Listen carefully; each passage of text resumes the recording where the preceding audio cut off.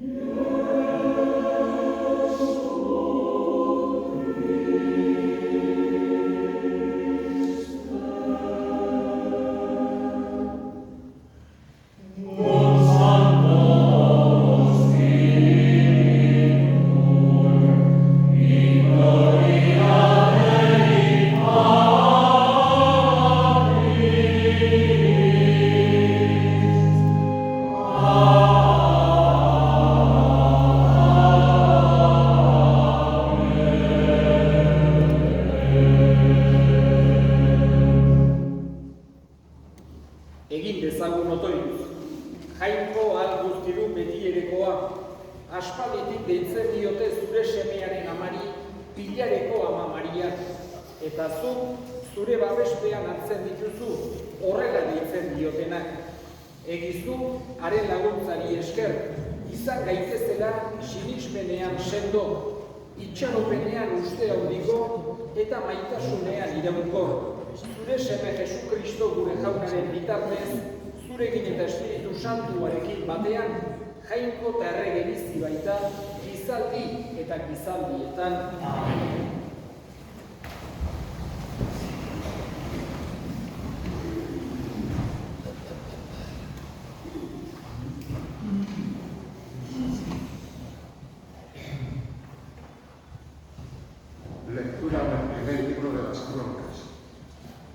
aquellos días David congregó en Jerusalén a todos los israelitas para trasladar el arca del Señor al lugar preparado. Reunió también a los hijos de Aarón y a los levitas. Los levitas se echaron los varales a los hombros y levantaron el arca de Dios, como mandó Moisés por orden del Señor. David ordenó a los jefes de los levitas que organizasen a sus hermanos cantores para que entonasen cánticos de alegría acompañados de instrumentos musicales, salterios, cítaras y címbalos. Metieron el arca de Dios y lo instalaron en el centro de la tienda que David había preparado. Ofrecieron a Dios holocaustos y sacrificios de comunión, y cuando David terminó de ofrecerlos, bendijo al pueblo en el nombre del Señor. Palabra de Dios.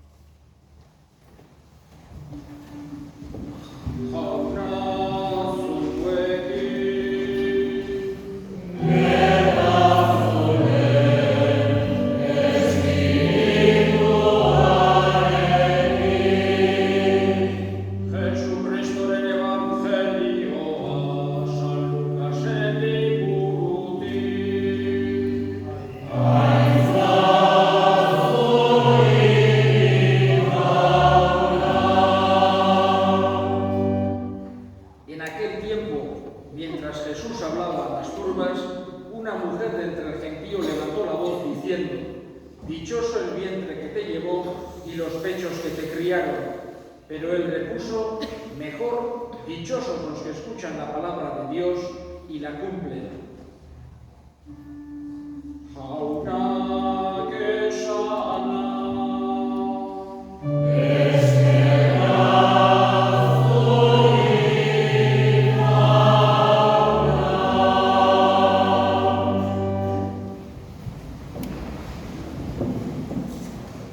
Cuando leemos los evangelios, la Virgen María aparece bastante poco. Es verdad que aparece en momentos muy importantes, pero aparece poco y siempre con una presencia discreta, humilde, como un poco a un lado. No hay, así digamos, grandes explicaciones sobre la vida de la Virgen María, o de cómo era, o qué cosas decía, si había hecho algún discurso o alguna explicación. Aparecen muy pocas cosas. Sin embargo, una característica en las pocas veces que aparece, que yo señalaría que es muy clara en la Virgen María, es que pensaba siempre en los demás. Cuando el ángel Gabriel le dijo que su prima Isabel estaba esperando de 6 meses, dejó todo y acudió donde ella a ayudarle. Quiso estar cerca porque pensó, como ya tenía un poco de edad su prima, pensó que tenía necesidad de su ayuda y acudió a donde ella.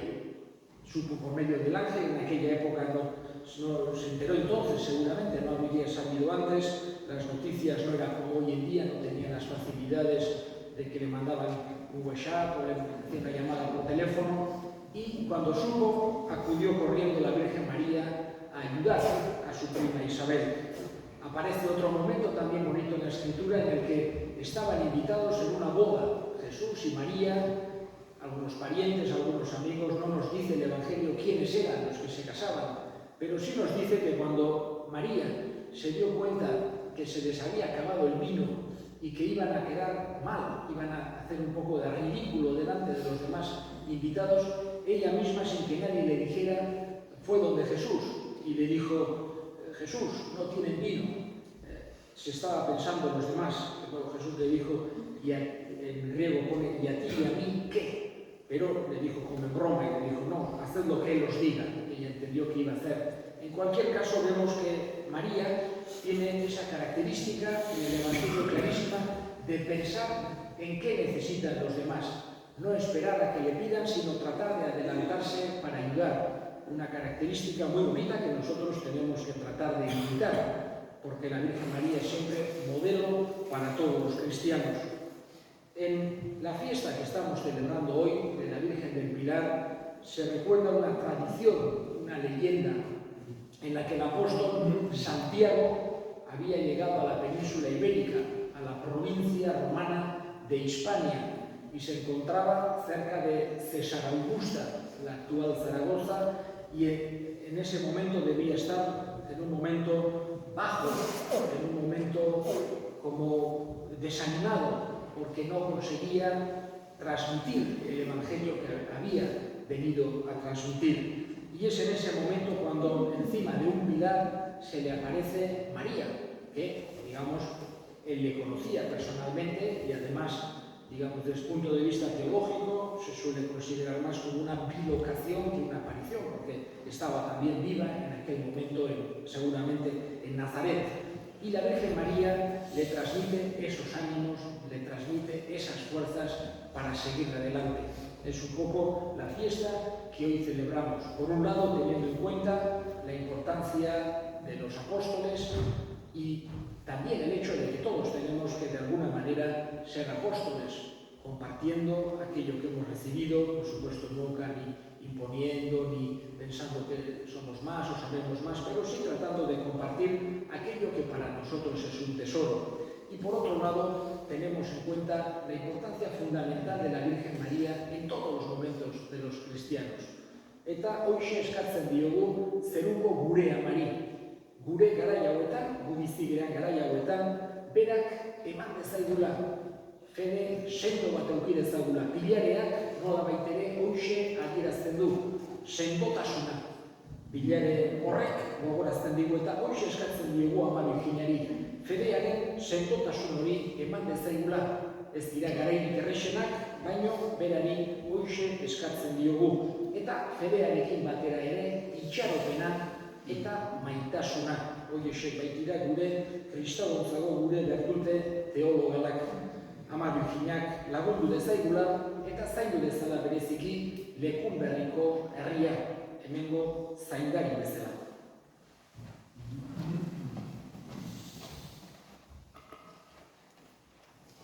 Elevamos ahora nuestras súplicas al Señor.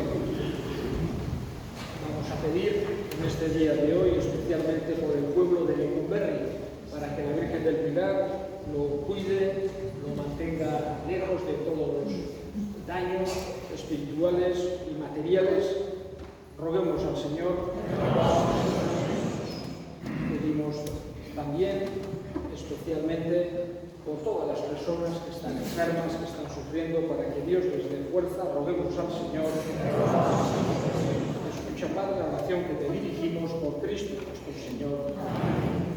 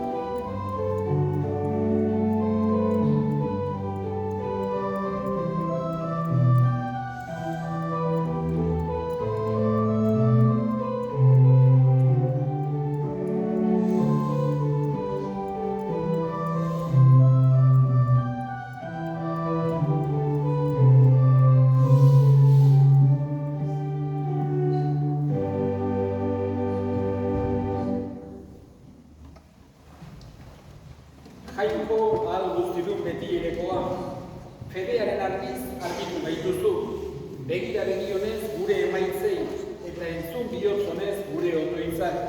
Pilareko Ama Mariaren laguntzari esker, sinismenean irmo iraun dezagun, eta maitasunean bihotz zabaleko izan gaitezen Jesu Kristo gure jaunaren bitartez. Amen. Jauna zuekin.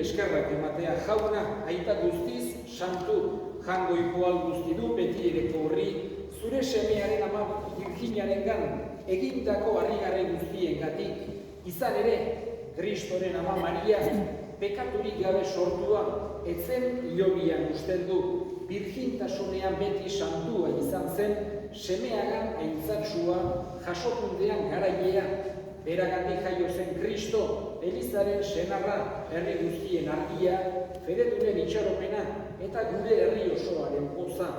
Horregatik, Pilareko Ama Mariaren festaburua ospatzean, aingeru eta goiengeruekin eta zeruko talde guztiekin, zure aintzari goratzarre hau beti eta beti abesten diogu.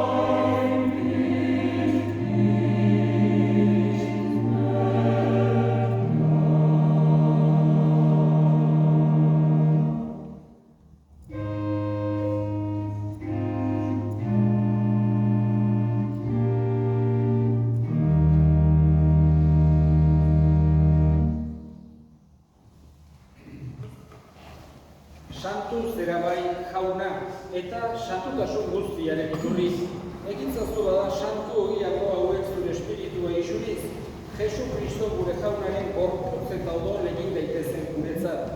Berak, saldu zutenean eta bere gogoz gurutzera zijoala, ogi hartu eta eskerrak emanez zatitu zuen eta bere ikaslei eman zien esanez. Hartza zuen eta jan guztio kontatik, hau nire gorputza data, zuentzat emango dena.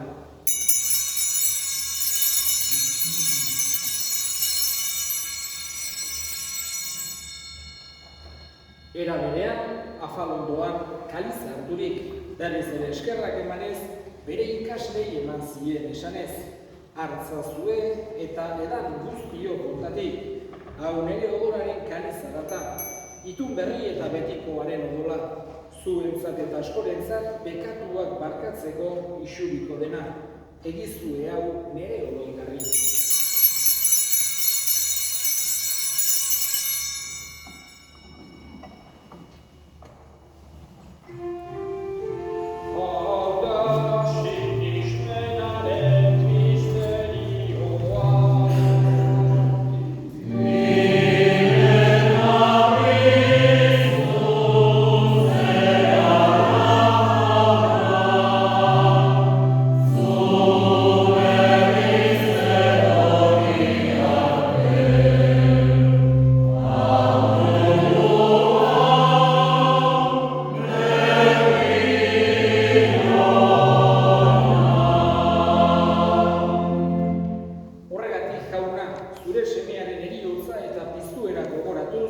Biziaren ogia eta salvamenaren kaliza eskaintzen dizkizugu zuri eskerrak emanez. Aldarean zure sarbitzari onartu behituzulako. Eta apalki eskatzen dizugu Kristoren gorputza eta odor hartzen ditugunok Espiritu Santuak bat egin gaitzala. Izango jauna, mundu guztian zabalduri dagoen zeure bizan. Eramatzu maitasun osora Francisco gure eta santuarekin, Francisco gure gotzainarekin, eta lezizon guztekin batean. Era berean, izan gogoan jauna, pizteko itxalpenean duan direk gure zerideak. Bereziki, Egaña eta Martínez Egaña familietako difuntuak. Arritokieta Benetxea eta Uranga Bonetxea familietako difuntuak. Ukijo Marinerarena eta Ordendi Gamboa eta Irusta Orain familietako difuntuak. Eta Treku Esnaola eta Labaile Maiz familietako difuntuak. Eta hilako guztiak ere. Ahal izazu zeure arpegiaren arbita.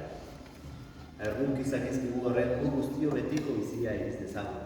Jainkoaren ama Maria Virginia Duarekin, haren senarko Jose Santorekin, apostu santuekin eta gizaldu guztietan, zure alizkide izan diren santuekin, haiekin batean gorez ezagun. Jesu Kristo, zure senaren bitartez. Honen bitartez, honekin eta honengan, zuri aita jangoikoan guztidun horri, Espiritu Santuarekin batean, oste eta gaitza guztia, gizaldi eta gizaldi guztietan.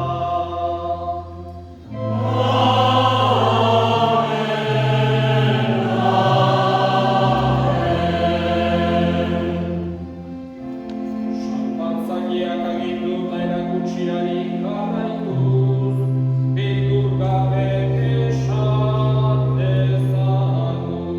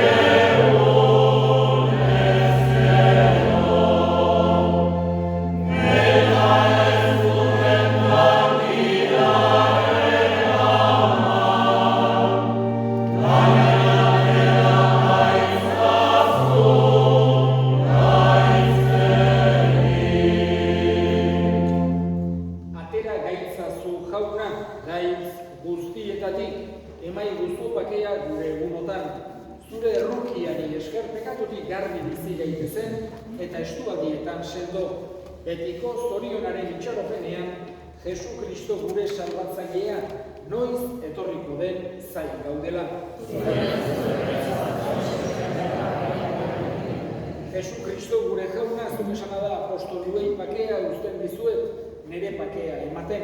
Begira zure elizaren sinismenari eta ez, gure pekatuei, eta zure gogoa den bezala, emaiozu elizari pakea, eman batasuna, errege bizi baizera, gizaldi eta gizaldietan, jaunaren pakea beti zuekin.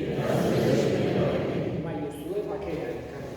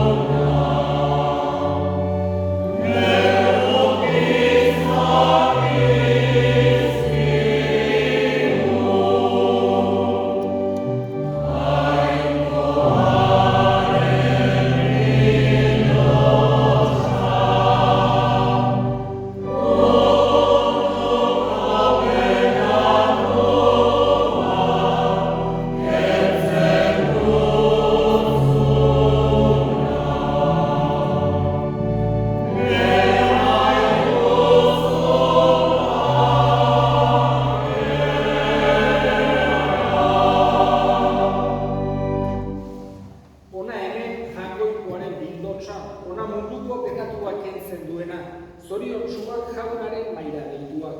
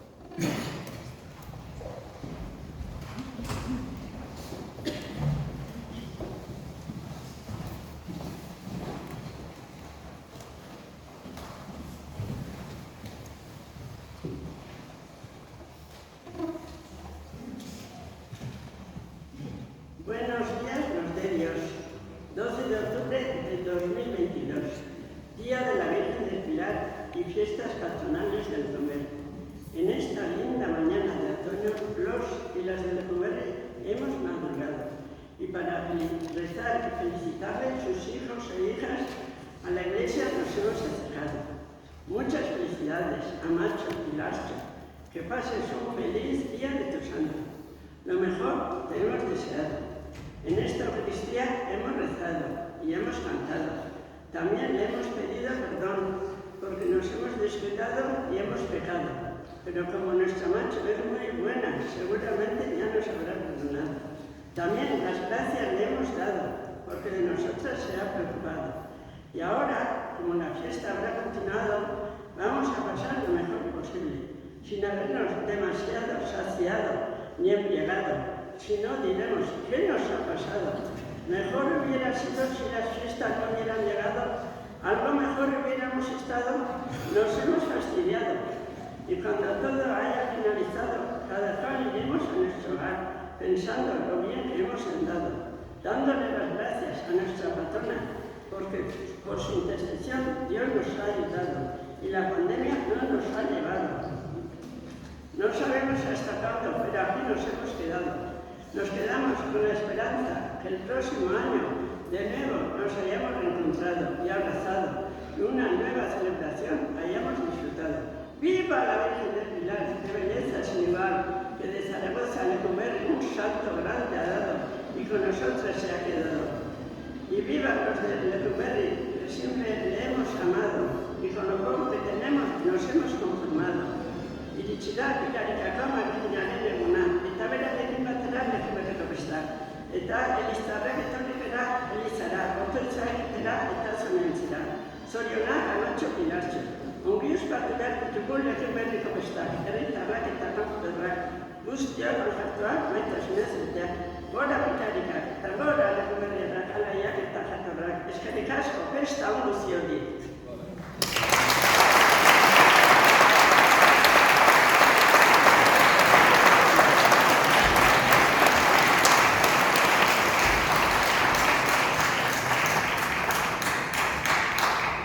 Egin dezagun otoi. Hoi gaiko, hainbeste eratan egon nahi izan duzu gure artean.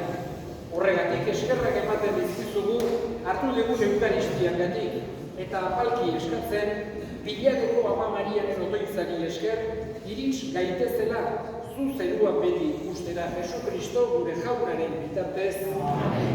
Eta ongi bukatu festak, que terminéis muy bien todas las fiestas. Jauna zuekin, erika zaitzatela jainko guzialdunak, aitak eta semeak eta Espiritu Santuak zoazte jaunaren akean.